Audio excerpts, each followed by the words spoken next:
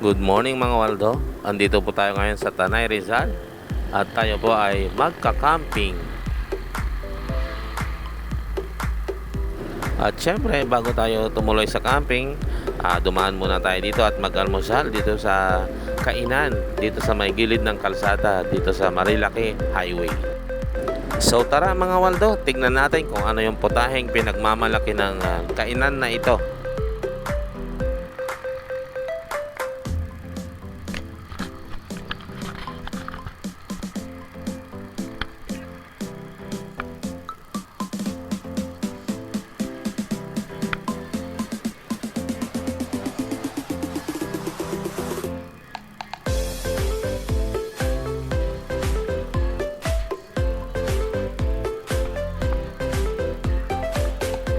Saktong-sakto nga mga Waldo sa breakfast itong restaurant na tinigilan natin dahil ang mga pagkain nila ay mga silog. At syempre ako naman ay mahilig naman sa may sabaw. So pinapaitan ang aking order.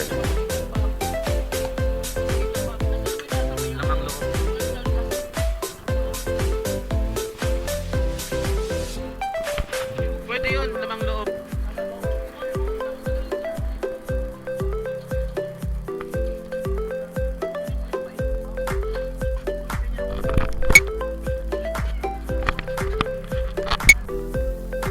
Andito na tayo sa campsite mga Waldos. Kung napapansin nyo ay medyo madilim ang paligid at medyo mahangin dahil meron pong parating na bagyo. Sila po ang aking mga kasama sa camping na ito. So ayan, nag-aayos na sila ng tent habang hindi pa umuulan dahil maya maya sigurado malakas ang ulan.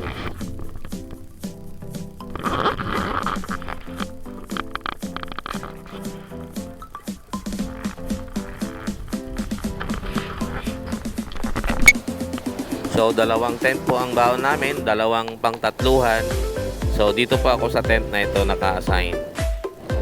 Habang nag-aayos sila, ayan, silipin nyo po ang aming lugar sa loob ng 24 hours na camping.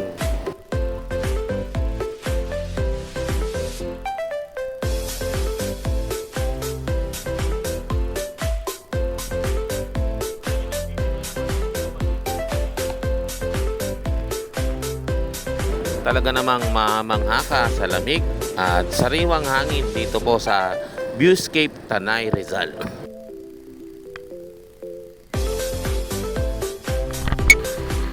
So ayan na po, nag-umpisa na po ang ulan. At salamat sa Diyos at natapos na rin kaming mag-ayos ng tent bago bumuhos itong napakalakas na ulan na ito.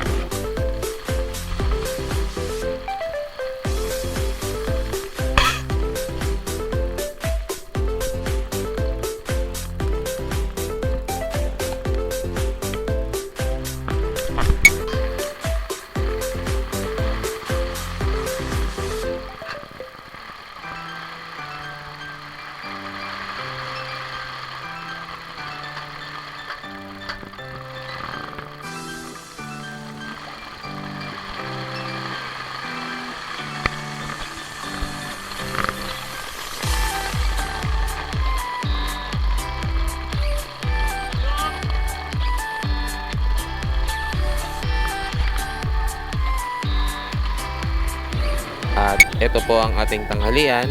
Ang linuluto po nila ay binagis na kusin ng mga Kapampangan.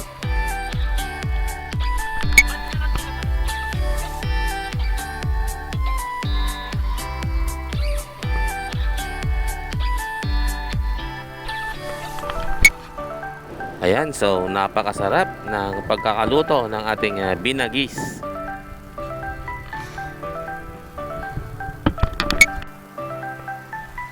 Ayan, so pagkatapos naming magtanghalian, kanya-kanyang pwesto muna kami, kanya-kanyang video. So ito nga yung lugar na pag-iistihan natin na sa loob ng 24 hours. So ayan, ikot tayo. Tingnan nyo naman. Ayan, napakalamig po ng klima dito at masarap magpahinga at mag-relax.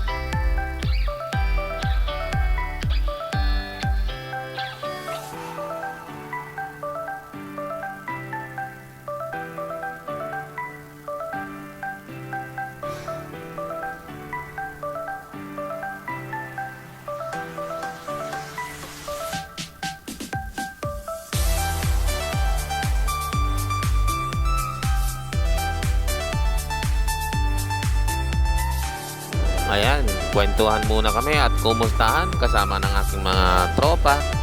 Siyempre, kasama din ng aking coke. Ang grupong kasama ko nga pala ay ang usapang lalaki.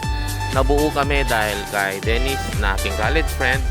Kasama namin dyan ang kanyang kambal, ang kanyang pinsan, ang tropa niya nung college at churchmate. At dahil lagi kami nagkukulitan, bumuo sila ng isang group chat ng pangalan na Usapang Lalaki. So, ang group chat na yun ay 8 years na ngayon.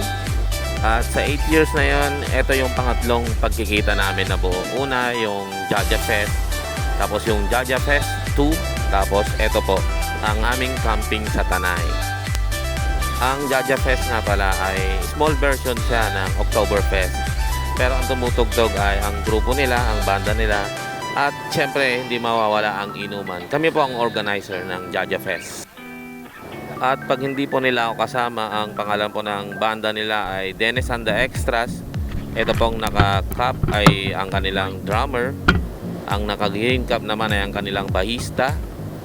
Ito ang kanilang gitarista na naka-black. Si Dennis ang kanilang vocalist. At yung nakaubad ang kanilang financier.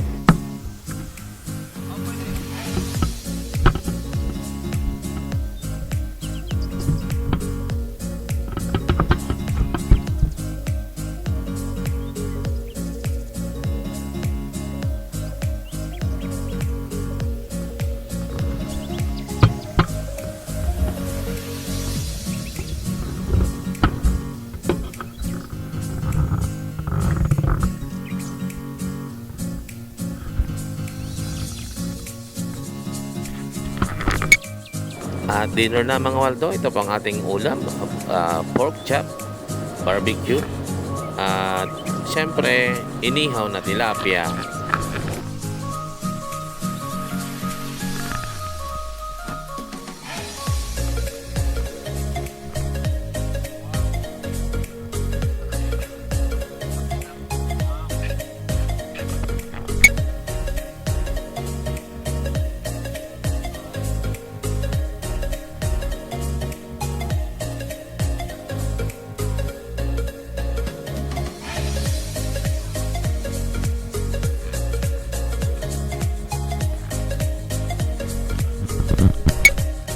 Day 2 mga Waldo, at ako po ang unang nagising sa buong campsite. So solo natin ang pag-iikot-ikot habang makapal ang fog.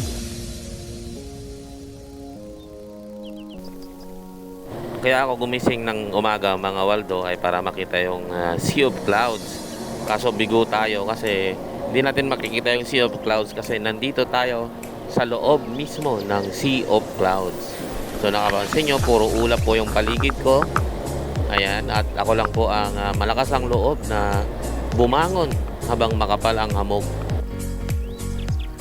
So tara mga Waldo, ikot muna tayo habang tayo pa lang ang gising.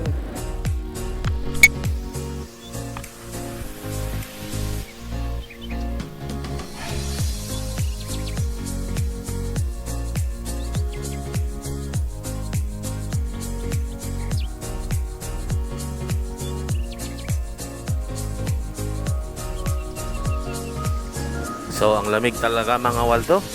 So tignan natin yung mga natutulog sa loob kung dinalamig din ba sila o normal lang. Check natin sa loob ng tent. Ayan. Mukhang lamig na lamig sila. Sabi nga sa kasabihan, kung wala kang kumot, matutok ang mamaluktot.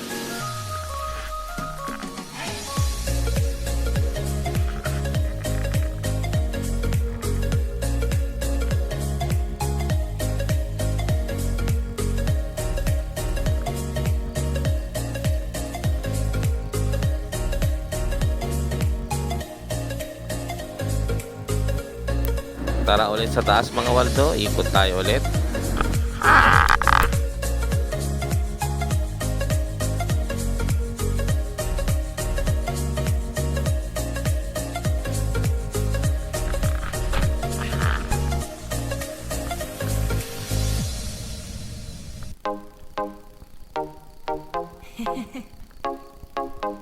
Kung napapansin nyo, merong mga A-house dyan. Yan po ay ginagamit ng mga nag-glamping naman. So pag sinabing glamping, hindi mo na kailangan magdala ng tent kasi merong A-house na gagamitin. Kompleto na rin yan ng kumot, unan, tsaka nung ibang gamit. Nakwento sa akin nung caretaker kahapon na ang overnight daw sa isang glamping ay 3,500. Good for 4 person.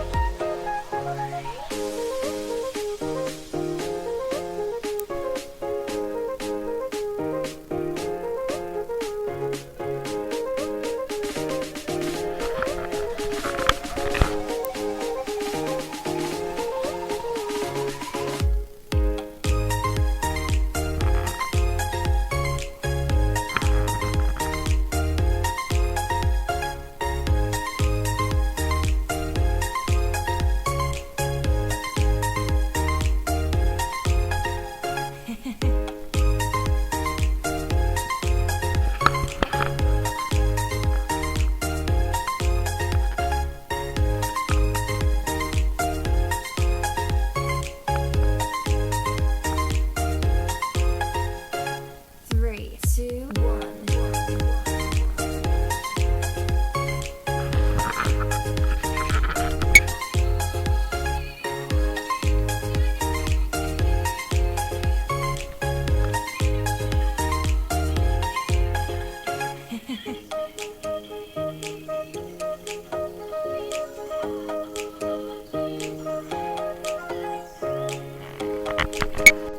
So ayan mga Waldo, nagluluto na sila ng ating breakfast. Tuyo, itlog, tsaka maling.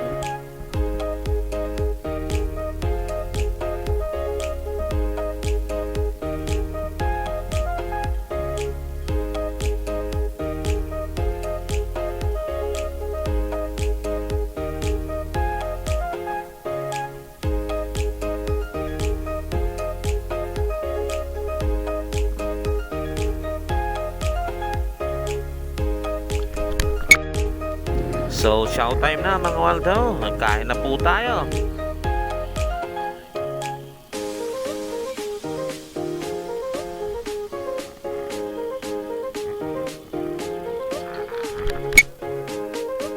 Kung napapansin nyo po, yung isang kasama ko ay nakahubad. Lumaki po kasi yan sa Alaska. Kasi ayaw niya ng Bear Brand.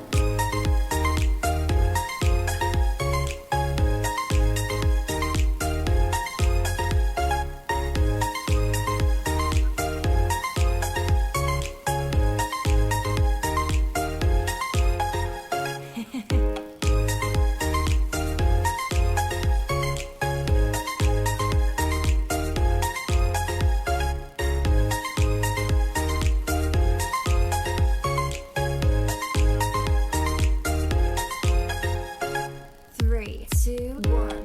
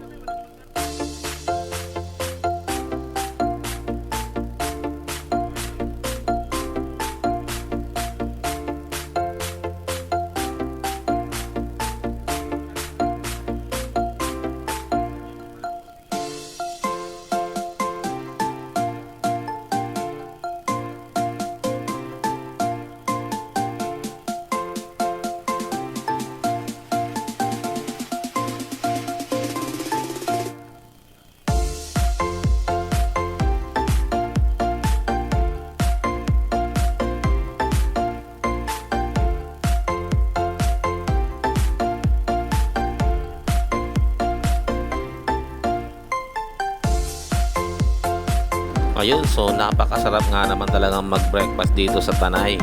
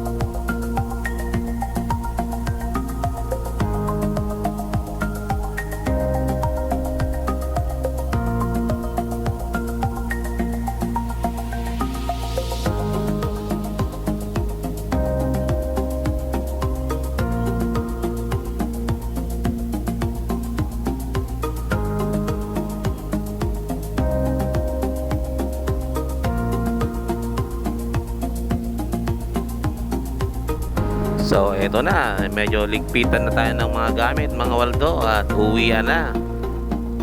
Pero syempre, ikot pa tayo ulit para ma-enjoy natin ang view. Kung nakikita nyo po ang bundok na yon, ayun po ang Mount Pulis. Yan po sila nag-shooting ng ang probinsyano nung ang eksena nila ay puro bundok.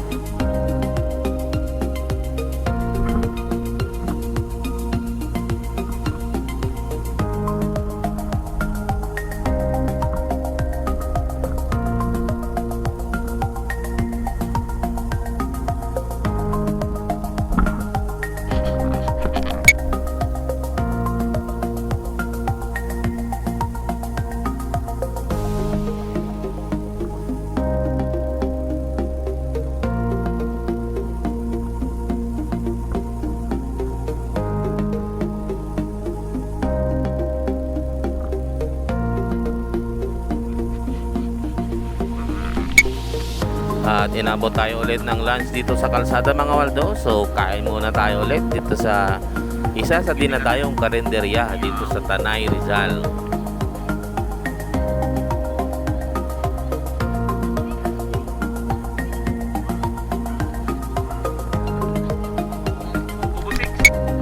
Ayan, so nandito tayo sa kanilang kubo. Dito tayo kakain at ayan na po ang ating pagkain. Serve na.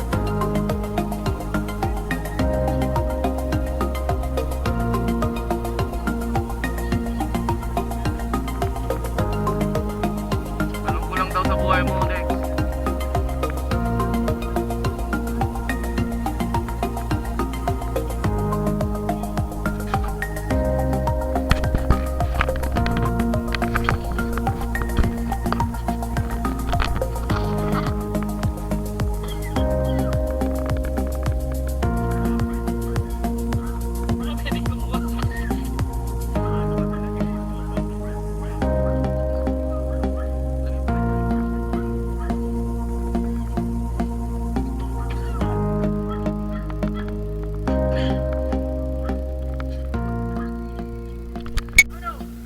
Ayan, so kainan na ulit mga Waldo bago umuwi.